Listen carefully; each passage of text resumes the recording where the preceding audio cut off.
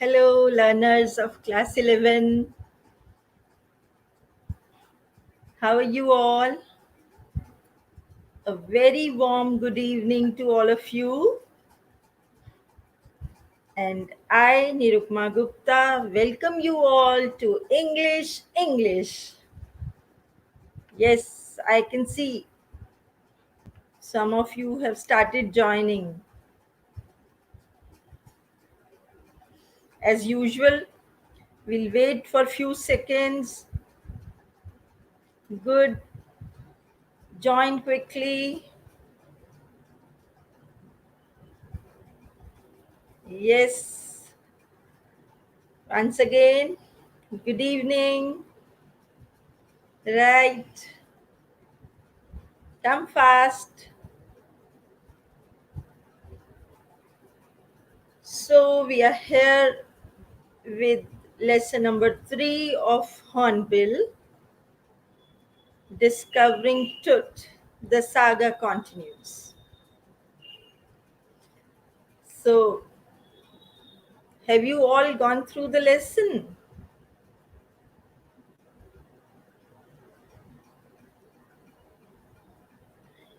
Yeah, it's a very interesting lesson. Those who are studying history as a subject, for them it will be more interesting. So, full screen. Yes, some of you have joined, and I'm waiting for a few others also to join. Yes, good. So, tell me one thing. What is India famous for? I know, you all know, India has a very rich heritage. You know, there are so many historical buildings in India. If I ask you to name them, the first which comes to your mind is the Taj Mahal, right? Then comes Qutub Minar. Then there is Red Fort. So many, and people from all over the world come to India to visit these places, to see the Taj Mahal, to see the Red Fort, and the Qutub Minar, and so many other historical monuments, right? In the same way, there is one more country which is also very rich in historical heritage. Can you think of it? Right. It is Egypt. Yes. What is Egypt famous for? Let us think. Yes, try to think, try to think. What is Egypt famous for? I'm going to show you a picture. And now I'm sure you all know Egypt is famous for its pyramids, right? People from all over the world go and see these pyramids. Now, there might be a question coming to your mind: why were these pyramids built? Isn't it? There must be some reason to build them. Does any one of you know? Yes, these pyramids were built to preserve the mummies. Now, what is mummy? You might confuse between a mummy and your mother. How do you address your mother? Mummy. But that is a bit wrong. You should say mommy. The right word for addressing your mother is mommy. That means mother. And the right word, mummy, is used for preserving dead bodies. Preserved dead bodies are called mummies. Right. Now these mummies were preserved in these pyramids. Now why did they do so? They did so because they believed that there was life after death. मतलब मृत्यु के बाद भी जीवन है. तो soul जो है बॉडी से निकलकर चला जाता है, आत्मा शरीर से निकलकर चली जाती है, लेकिन अगर कुछ टाइम बाद उस आत्मा का मन हुआ उसी बॉडी में आने का, तो how will that be done? So for that, they preserved these dead bodies, which they called mummies. Ab, that was not an easy task, right? Preserving mummies. Let me show you the picture of mummy. So, this is one example of mummy. They were decorated with jewels, gold, silver, and then they were kept in coffins. Coffins क्या होते हैं? ताबूत, जो boxes होते हैं ना dead bodies को रखने के लिए. They were placed in them. So now this was not an easy task because preserving a mummy and building pyramids needed a fat amount of money. बहुत सारा पैसा चाहिए ना इतना बड़ा पिरामिड बनाने के लिए और मम्मी को, डेड बॉडी को प्रिजर्व करने के लिए. सो only the rich people could do that. Rich or kings or nobles, only they could do that. So they built, only the kings built pyramids and they kept their dead bodies. While they were alive, they would make all preparations. अपने जिंदा अपने नाम का pyramid बनवा देते थे और सारी तैयारी कर देते थे. So today we are going to study or discuss about one such Egyptian king whose name is Tutankhamun. Tutankhamun was an Egyptian king, right? And this lesson, Discovering Tut, the saga continues, has been written by A.R. Williams. It's about the Egyptian king Tutankhamun, and we have also to see what all came through with Tutankhamun, what investigations were made about him. So let's first of all have an overview of the lesson, right? Tutankhamun, known as Tut, was a teenager when he died. Teenager आप समझते हैं ना, teenage चलती है 13 onwards up to 19, that is teenage. So Tutankhamun was a teenager, maybe he was 13, right, when he died. तो क्या ये उम्र थी? मरने की उम्र तो नहीं थी ना. So and he says he was the last heir of a powerful family that had ruled Egypt for centuries. Heir means वंशज. तो एक पावरफुल डायनास्टी का, एक पावरफुल वंश का ये लास्ट रूलर था. इसके बाद वो वंश खत्म हो गया. Tut's funeral mark the end of the dynasty. मतलब उसकी डेथ और उसके फ्यूनरल जब हुआ, अंतिम जो संस्कार कहते हैं हम, वो हुआ, तो डायनास्टी का, वंश का खत्म हो गया, end. Now when this king Tut was dead, so उसकी भी मम्मी को प्रिजर्व करना था, राइट? तो he was laid to rest laden with gold. अब बहुत पैसा होता था इन किंग्स के पास, तो बहुत सारी तैयारी करते थे और पूरे गोल्ड की एक लेयर उनकी डेड बॉडी के ऊपर लगा दी जाती थी. बट हाउ ही डाइड, जैसे कि मैंने आपको कहा, ही वॉज अ टीनेजर, तो it was not the time to die. Now it is a history actually very old. So how he died, no one knows. The details of his death are unclear. About 3,300 years ago, after his death, 3,300 years ago, his tomb was discovered in 1922 by Howard Carter, a British archaeologist. Now, what is archaeologist? जो इतिहास के बारे में ज्ञान अर्जित करें, जानकारी अर्जित करें, उनको आर्कियोलॉजिस्ट कहते हैं।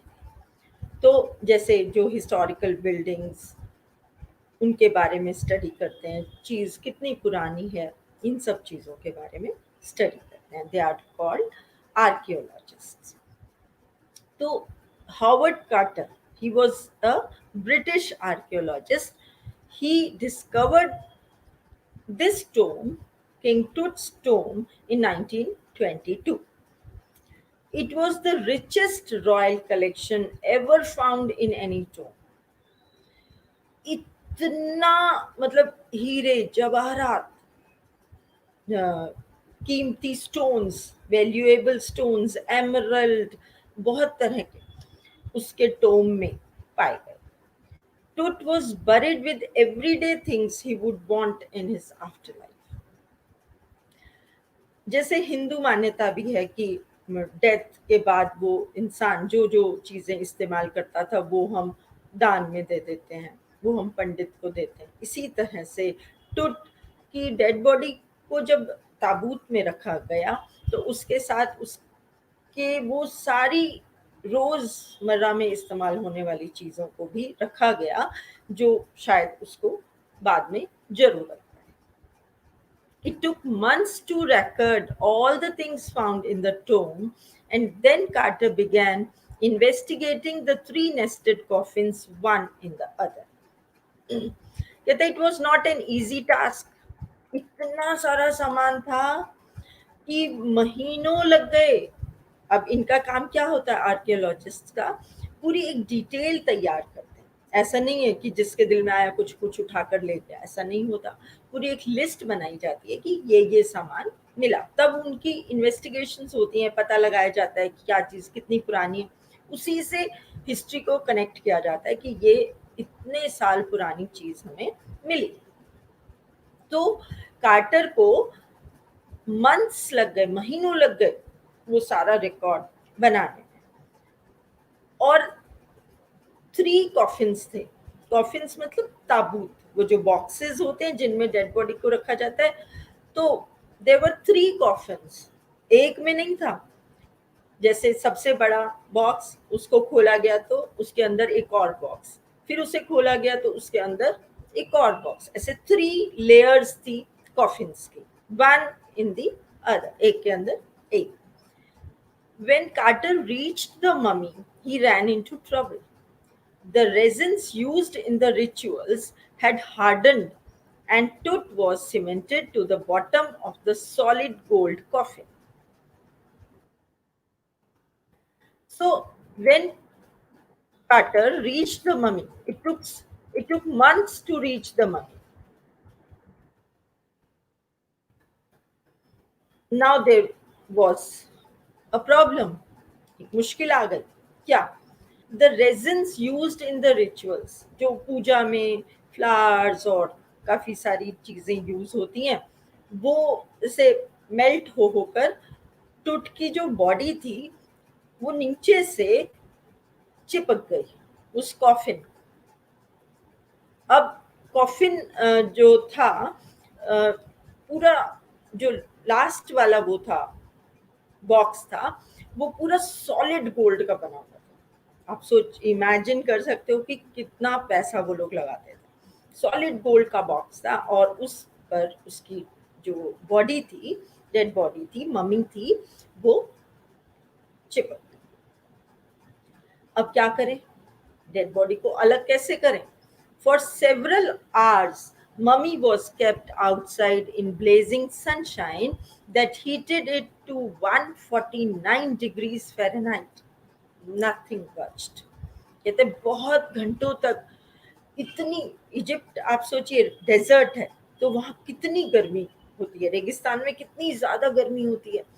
तो टेम्परेचर कितना था, 149 डिग्रीज टेम्परेचर में उस कॉफिन को रखा गया, ताकि शायद वो पिघल जाए गर्मी से और मम्मी जो है वो कॉफिन से अलग हो जाए। बट नथिंग बज्ड, कुछ भी नहीं हुआ, कुछ भी नहीं हिला। अब क्या करें? Ultimately the body had to be chiselled away from beneath. Now the word is chiselled, ये डिफिकल्ट है। चिजल्ड क्या होता है? ऐसे जो छोटे से उससे खुरचना, स्टैचू बनाते हैं ना, तो हल्का हल्का खुरचा जाता है। तो बॉडी को नीचे से खुरचा गया। इसका रीजन क्या था? कि बॉडी को नुकसान भी नहीं होना चाहिए, है ना, बॉडी डिस्ट्रॉय नहीं होनी चाहिए कहीं से भी। तो बहुत धीरे धीरे उसको नीचे से खुरचा गया। Now, to separate Tut from his adornments, Carter's men removed the mummy's head and detached nearly every part. अब जो हॉवर्ड कार्टर के जो लोग थे, अब टुट की बॉडी को कॉफिन से अलग करना है। बॉडी पूरी चिपकी हुई है, थोड़ा सा भी जोर आजमाइश करते हैं तो बॉडी को नुकसान हो सकता है, बॉडी कहीं से भी डिस्ट्रॉय हो सकती है। और फिर एक इतनी हिस्ट्री की एक इतना बड़ा सबूत नष्ट नहीं करना ना। So what did they do? आपने डॉल देखी है? आई एम श्योर आप सबने देखी होंगी। कभी देखा है कि डॉल के जॉइंट्स कहाँ होते हैं? यस, नेक, देन शोल्डर्स, देन थाइस, यहाँ से वो ये मेजर जॉइंट्स होते हैं। तो इसी तरह से उन्होंने उसकी बॉडी को इन मेजर जॉइंट से अलग किया, टुकड़े किए, लेकिन ऐसे नहीं किए, इस तरह से किए कि उनको बाद में सही तरीके से जोड़ा जा सके, मेजर जो जॉइंट्स होते हैं ना। तब किसी तरह से वो बॉडी को अलग कर पाए। After finishing investigations, they reassembled the remains in a wooden box with padding to conceal the damage. अब जब सारी इन्वेस्टिगेशंस हो गई, जांच पड़ताल हो गई, तो उसी तरह से उन्होंने उसको बॉडी को उसी तरह से वहां कॉफिन में रखा और उसी तरह से उनको चिपका कर, ताकि बॉडी को कोई डैमेज ना हो, और उन्होंने उसको बड़े तरीके से चिपका चिपका के रख दिया। In 1968, an anatomy professor x-rayed the mummy and revealed that the breastbone and front rib of Tut's body were missing. अब ये 1922 की बात है, जब हॉवर्ड कार्टर ने टूट की बॉडी को इन्वेस्टिगेट किया था, राइट। अब 1968 में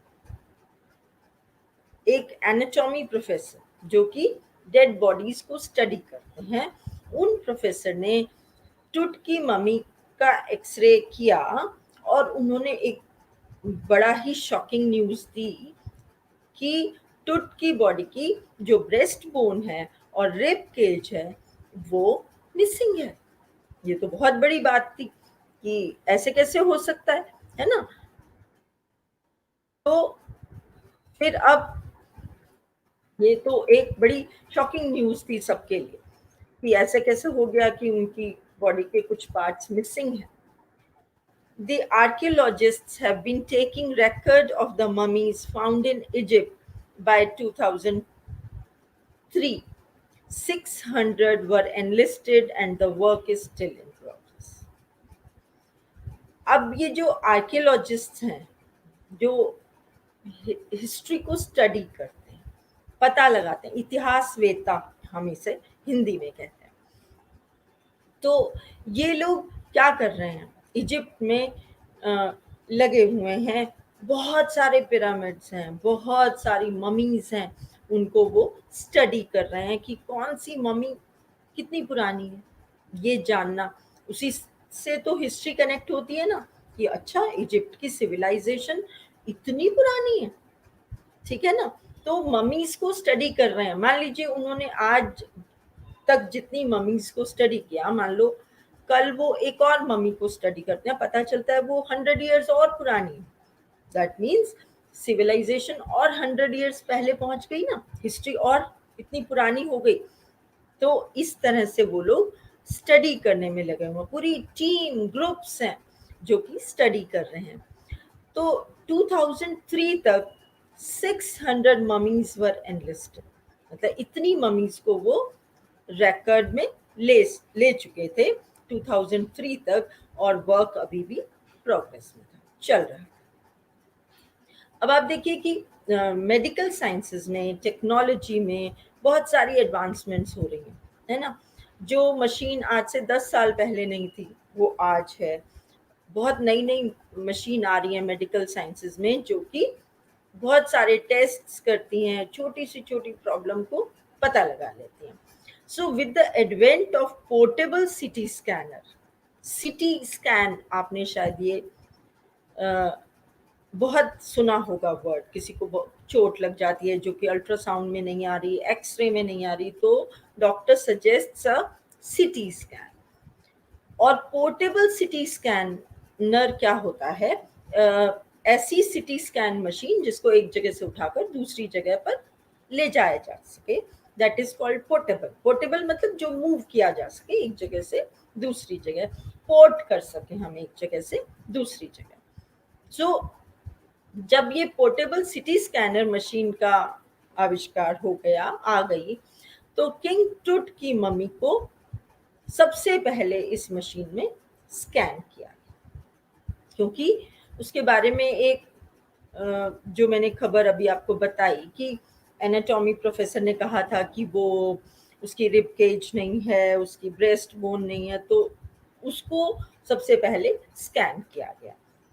अब इस सिटी स्कैन से रिवील हुआ कि सारे ऑर्गन्स इंटैक्ट, कुछ भी मिसिंग नहीं।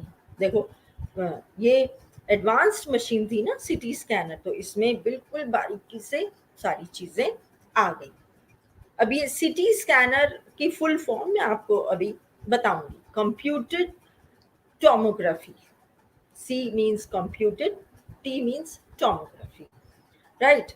Since then, Tut's body rests in peace in his tomb in the valley of the departed kings of Egypt. तब से एक बार जब पता चल गया कि भाई बॉडी पूरी इंटैक्ट है, कुछ भी मिसिंग नहीं है, तो तब से वो जो ममी है किंग टुट की, आराम से, उसको किसी ने उसके बाद से नहीं छेड़ा है, और वो आराम से अपने टोम में, अपने ताबूत कॉफिन के अंदर आराम से, कहाँ पर, डिपार्टेड किंग्स ऑफ इजिप्ट, एक पूरी जगह है जहाँ पर उनके पिरामिड्स बने हुए हैं, और वहां पर ये सारी डेड बॉडीज और ममीज को प्रिजर्व किया गया, राइट।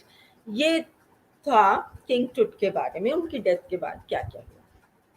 अब we have to know something about the family history of टुट।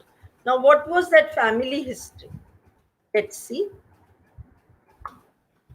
Tut's father or grandfather, Amenhotep III, was a powerful pharaoh who ruled for about 40 years.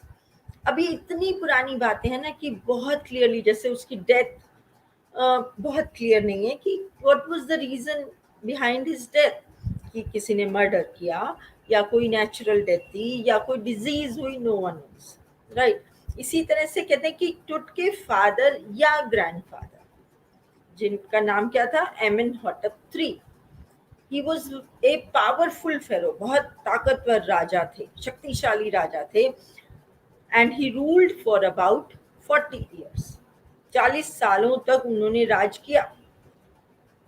After his death कौन आया, his son Amenhotep IV succeeded him.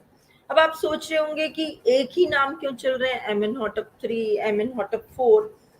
ऐसा होता था कि जब कोई राजा बहुत फेमस हो जाता था, तो उसकी ही लेगेसी को चलाने के लिए उसी नाम को आगे चलाते थे, ठीक है, और बस वो 1 2 3 4 नंबर डालते थे, उससे उनकी जनरेशन का आइडिया हो जाता था। सो एमेनहॉटप IV किसके बाद आए, एमेनहॉटप III के बाद। अब जो ये एमेनहॉटप IV आए, with him started the strangest periods in the history of Egypt, ancient Egypt. उनके आते ही एक बड़ा अजीब सा काल शुरू हो गया। Egyptian history. मतलब कई कई होते हैं ना कुछ क्रेजी सन की से होते हैं जो पता नहीं क्या करना चाहते हैं। He was like that. Now he worshipped Aten, the sun god, and also made the people of his kingdom follow Aten. All other images and temples were destroyed. अब वो सन गॉड में को वर्शिप करता था, उसमें उसका बहुत belief था। एटन, एटन सन गॉड को कहते हैं इजिप्ट के लोग। और उसने अपने राज्य के सारे लोगों को फोर्स किया कि वो भी एटन को ही वर्शिप करें। बाकी जितने गॉड्स थे उनके, उन सबको, और जितने टेम्पल्स थे उनको खत्म कर दिया गया। अब he changed his name to Akhenaten, the servant of the sun god. अब नाम क्या था? एमेनहॉटप फोर्थ। लेकिन नहीं, क्योंकि वो एटन को सन गॉड को मानता था, इसलिए उसने अपना नाम भी बदल लिया। क्या रख लिया? एकेनहेटन, जिसका मीनिंग क्या था? The servant of the sun god. ये तो किया ही, उसके साथ और क्या किया? He shifted his religious capital from Thebes to the new city Amarna. अपनी जो पुरानी राजधानी थी उससे एक नए शहर अमरना में उसने अपनी राजधानी को शिफ्ट कर दिया। After his death, after Akhenaten's death, a mysterious ruler named Smenkhare appeared briefly. अब ये जो एकेनहेटन थे, इनकी डेथ हो गई, उसके बाद कोई रहस्यमयी राजा स्मेनखेरे नाम से बहुत छोटे से पीरियड के लिए आए। उनका बहुत डिटेल हिस्ट्री में नहीं मिलता। Then came Tutankhamun. अब जिनकी हम ये कहानी पूरी पढ़ रहे हैं, देन ही केम, और उनका नाम उसी तरह से चल रहा था, एकेनहेटन का वंशज तो ट्यूटनखैमन। अब इसने क्या किया? इसने वापस ही restored back all old laws and ways of life. जितने पुराने कानून थे और जितने पुराने तौर तरीके थे जीने के वहां के लोगों के, वो वापस रेस्टोर कर दिए, वापस लागू कर दिए। He started worshipping God Ammon and changed his name to Tutankhamun, widely known as Tut. उन्होंने वापस जो उनके पुराने गॉड थे, जो कि पहले लोग जिनकी पूजा करते थे, उन्हीं की पूजा शुरू करवा दी। लोगों को कहा उनकी पूजा कर सकते हैं, और अपना नाम उन्होंने ट्यूटनखैमन से बदलकर ट्यूटनखैमन कर दिया, और जिसको कि हम टुट के नाम से जानते हैं। Right? So have you all understood the lesson?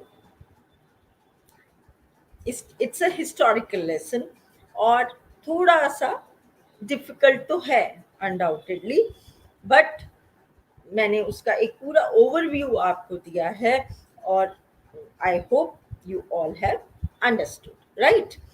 Now let's see आपने कितना समझा। और इसका सबसे अच्छा तरीका है, let me tell you how much you have understood the text. So let me try. There are few statements from the lesson which we went through this overview also, and let's see which of them is correct and which of them is not correct. Let's see whether they match with the text or not. Let's go through the following statements and try to find out whether they match with the text or not. The first statement says Tut's funerary treasures were recorded in a day. अब आप बताओ, क्या एक दिन में record हो गए थे उसके ट्रेजर्स? हमने पढ़ा था ना, it took months to record. So this statement is does it match with the text? Is it true? No, it is not true. Right? Now, the next statement says Howard Carter was a British archaeologist. Yes, This is true. He was a British man.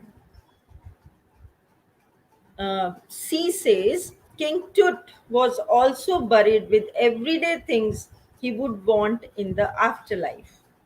है ना, बहुत सारा सामान रखा गया था जो उसको लाइफ के बाद जरूरत पड़ सकती थी. So is this statement true? Does it match with the lesson? Yes, right. It matches with the lesson. Now the statement D says the consolidated material had to be hammered away from beneath the limbs and trunk. क्या hammer किया था dead body को अलग करने के लिए coffin से? No. एक वर्ड यूज किया था ना हमने, chisel. The consolidated material had to be chiseled away.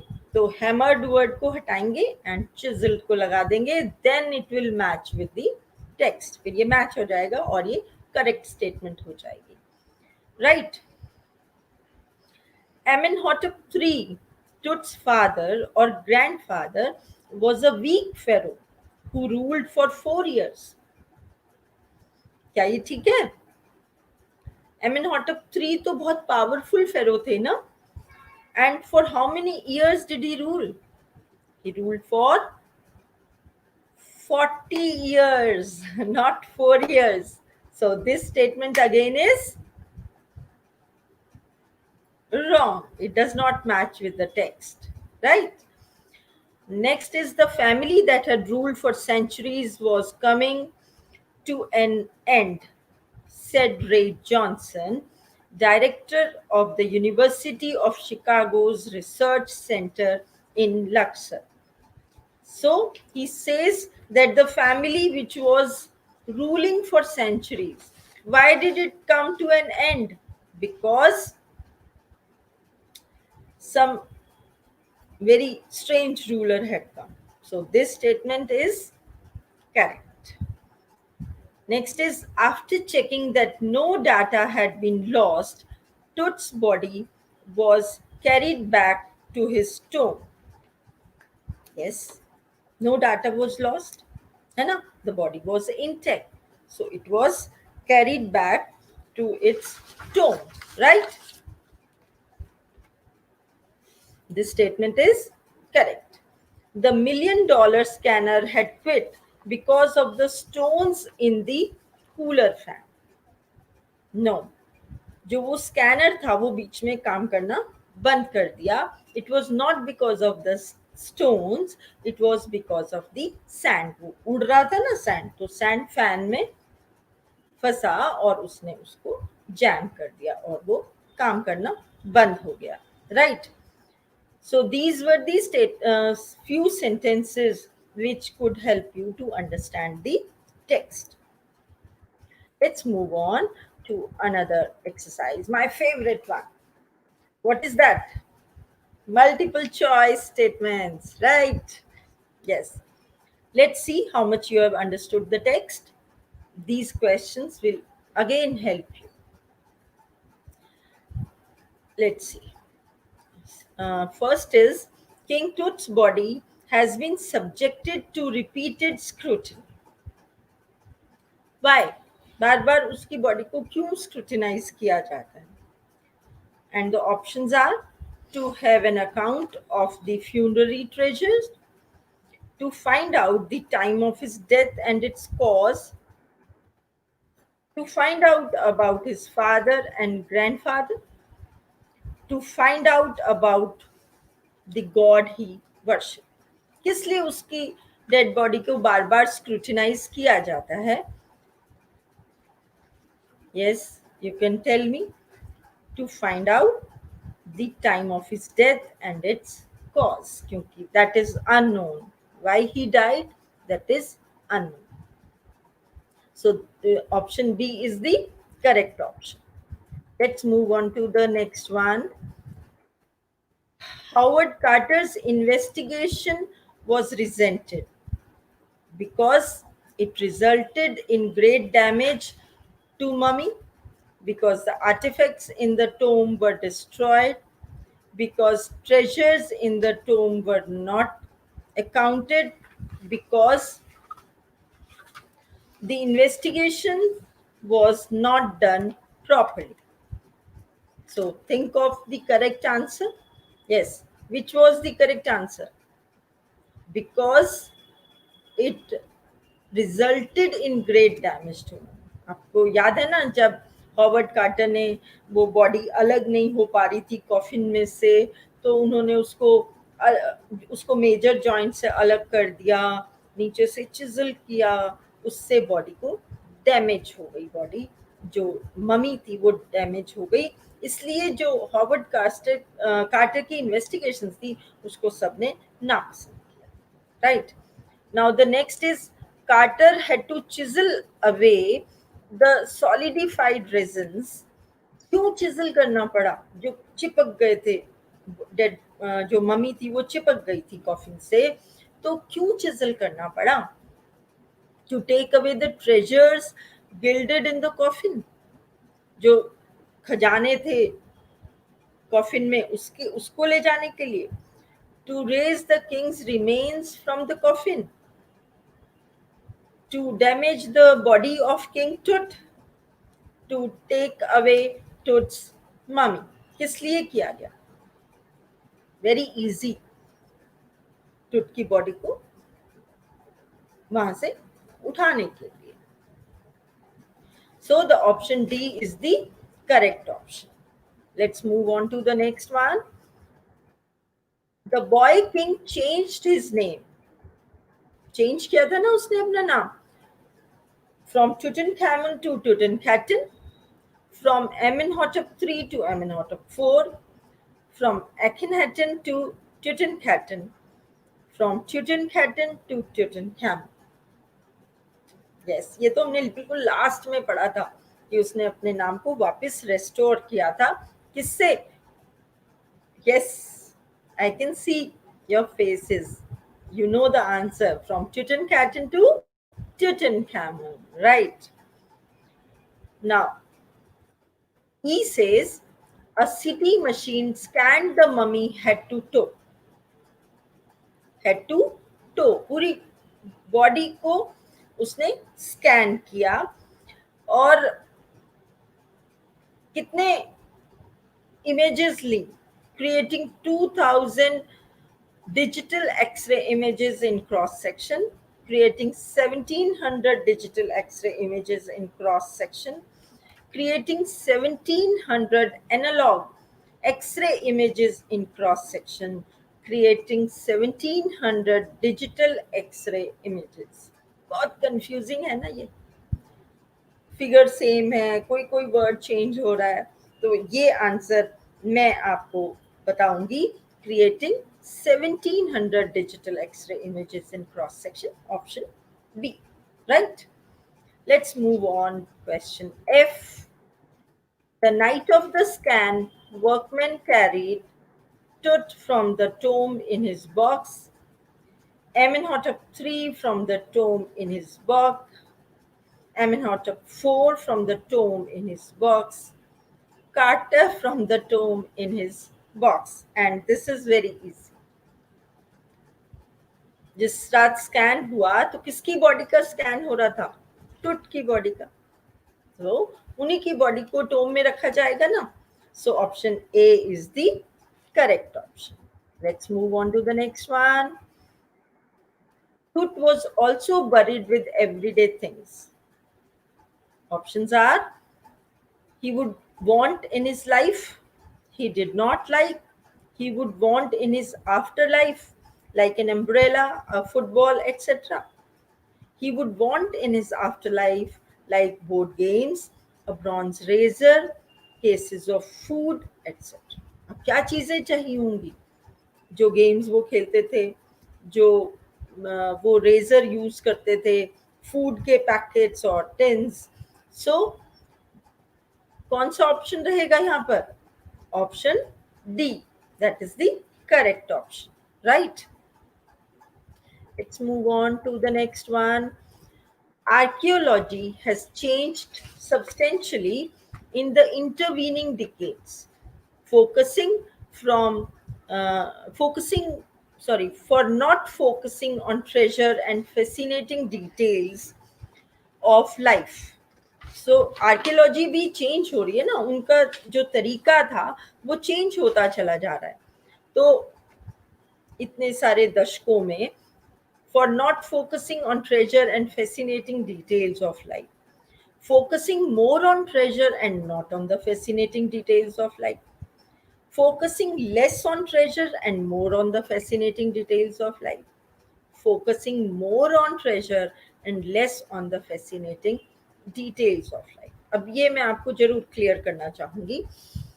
Option A says for not focusing on treasure. क्या चेंजेस आए हैं आर्कियोलॉजी में? पहले ट्रेजर्स को ज्यादा देखते थे और फैसिनेटिंग डिटेल्स, दोनों को ही पहला ऑप्शन कहता है, दोनों की तरफ नहीं फोकस कर रहा है. Second option says focusing more on treasure and not on fascinating and not on the fascinating details of life. Treasures पर तो फोकस कर रहे हैं, क्या क्या खजाना है, लेकिन लाइफ की डिटेल्स पर नहीं कर रहे. Then option C says focusing less on treasure and more on the fascinating details of life. पहले शुरू में ज्यादा देखते थे क्या क्या ट्रेजर्स हैं, धीरे धीरे उनका फोकस वहां से हटा और किस पर आ गया, लाइफ की डिटेल्स पर ज्यादा फोकस करने लगे.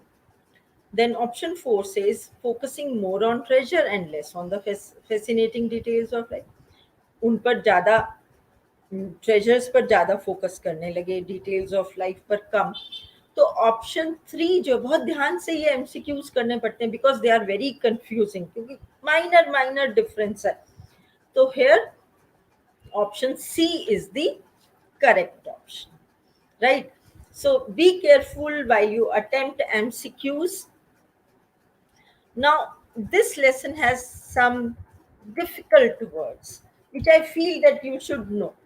जरूर आपको जानने चाहिए, क्योंकि कुछ एक्सप्रेशंस डिफिकल्ट हैं. Tut has undergone a CT scan that offers new clues about his life and death and provides precise data for an accurate forensic reconstruction. Forensic reconstruction.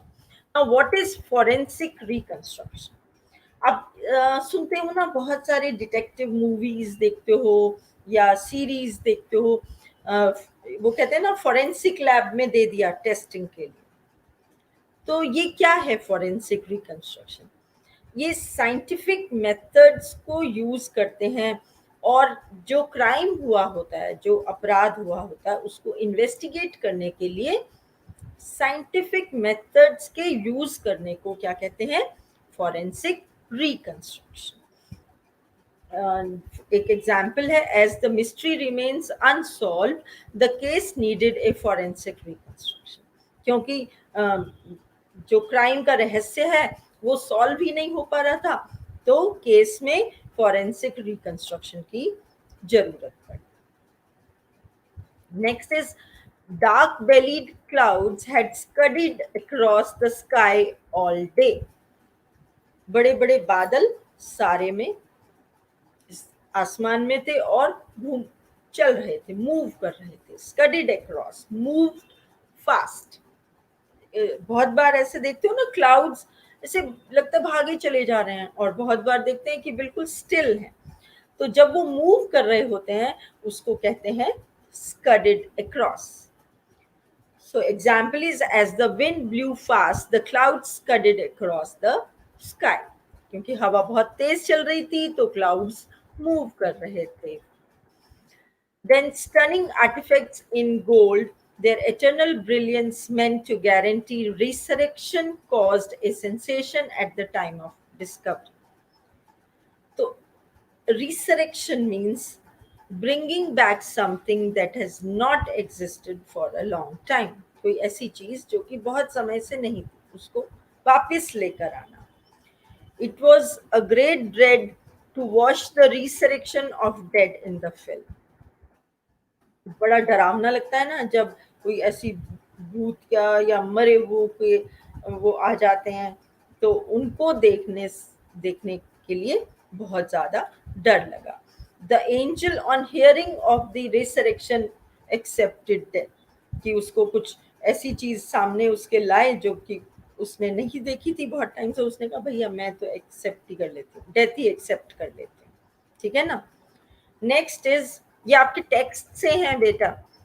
After recording the pharaoh's funerary treasures, Carter began investigating his three nested coffins.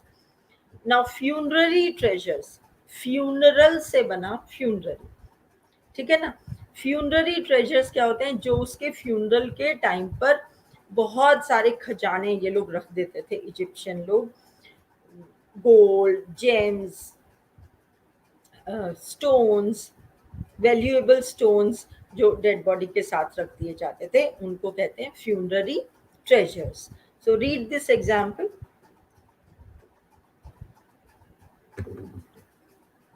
Egyptians believed in burying funerary treasures in the tomb for afterlife. What were the funerary treasures found at the time of resurrection? कौन से funerary treasures मिले जबकि उसको दोबारा से investigate किया गया. Next is, if Carter hadn't cut the mummy free, thieves would have circumvented the guards. So, what circumvented is the word which you need to know. Cheated or befooled.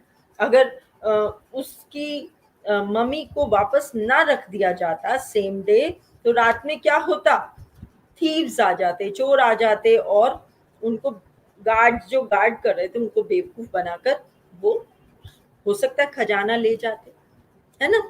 तो circumvented is to cheating or befooling, right? Everyone should avoid circumventing the rules. मतलब हमें rules को cheat नहीं करना चाहिए, avoid करना चाहिए. Next expression is, today diagnostic imaging can be done with computed tomography. मैंने कहा था ना, CT, C is computed and T is tomography. So this is a technique to scan. Nowadays, diseases are scanned minutely through computed tomography. Next expression is, Tut's head scanned in 0.62 millimeters, slices to register its intricate structures, takes on every detail in the resulting image. Every detail is frightening account. डरावना है ये. उसकी इतनी बारीक slices में उसकी body को study किया, उसका इमेजेस को स्टडी किया. Now example is, eerie details of the mansion I wanted to live in give me goose bumps. उन्होंने इतनी डरावना था वो, उसके बारे में, एक मकान के बारे में जिसमें मुझे रहना था, उससे मुझे गूज बम्प्स हो गए, मतलब रोंगटे खड़े हो गए. Now, the author in this lesson has used some interesting combinations, just a minute, of words. So, we need to understand them. So, this lesson is very special. It has some difficult words, difficult expressions, which you need to. Ghostly dead devil, dust devils. Ghostly dust devils. This refers to the anger of the dusty winds by frightful movements on those who disturb the trees. अब देखिए, सब अपनी अपनी dead bodies में बड़े आराम से पड़े हैं. अब ये आर्कियोलॉजिस्ट्स उनको निकाल निकाल कर उनको इन्वेस्टिगेट करते हैं, तो कहते हैं कि वहां पर बहुत ऐसी तेज हवाएं चलती हैं, डरावनी लगती हैं, जो कि जब इन किंग्स की बॉडीज को डिस्टर्ब किया जाए. Then is desert sky. This refers to the dusky sky of the desert. धुंधला सा जिसपे धूल चढ़ी हुई हो. Stunning artefacts.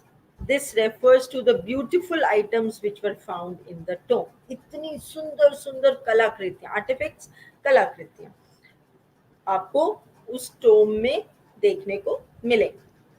Dark bellied clouds. This refers to the dark clouds containing rain. जब गहरे गहरे रंग के डार्क ग्रे कलर के क्लाउड्स होते हैं ना, तो कहते हैं कि उनमें वाटर होता है.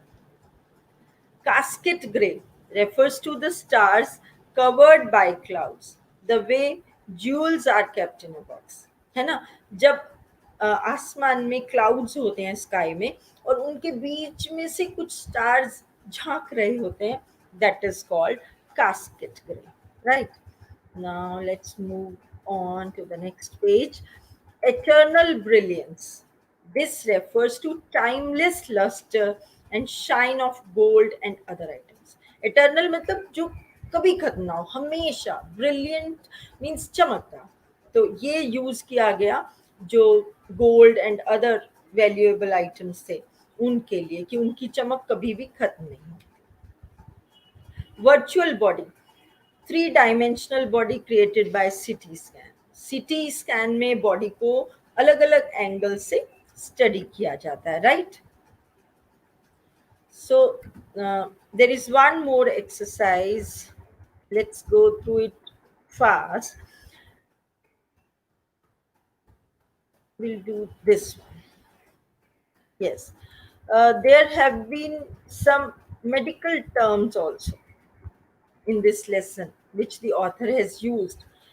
उनको हम जल्दी जल्दी से एक बार इस टेबल के थ्रू स्टडी करते हैं. Lesson is going long, so I speed up. Right?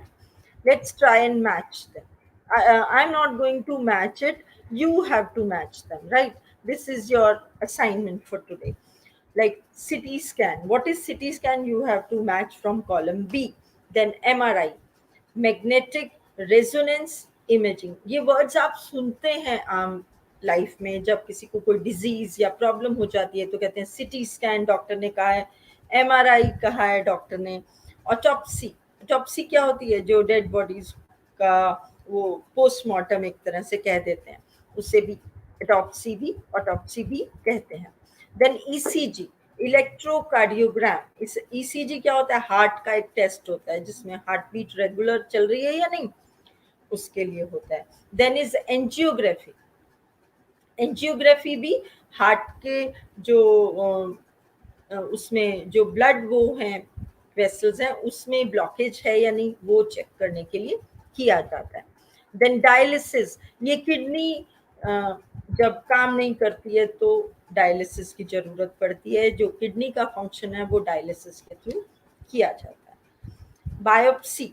जब आपकी बॉडी का कोई पार्ट टेस्ट के लिए जाता है उस बायोप्सी है. Right? Now you have to match. मैंने आपको क्लियर कर दिया. So my dear learners, this was the lesson for today, and I know it's a bit difficult also. I tried to make it clear to all of you. Here I request you to go through the lesson also once, because then everything will be very clear to all of you. Right? And now the last thing which you have to do is these assignments you have to do in your registers. Right? And so that you know these difficult words, difficult terms, these are very good in learning English, because when you try them, you try to use them in your language so that you come to know how they can be used. So now what you have to do is you have to like this video, and those who have not subscribed, they have to subscribe to it. Ask your parents, your relatives, your friends also, because आपका subscription मुझे encouragement देता है, मुझे boost देता है और मेहनत करने के लिए. Right? So like and subscribe to my channel, and this is all for today. Good night and sweet dreams.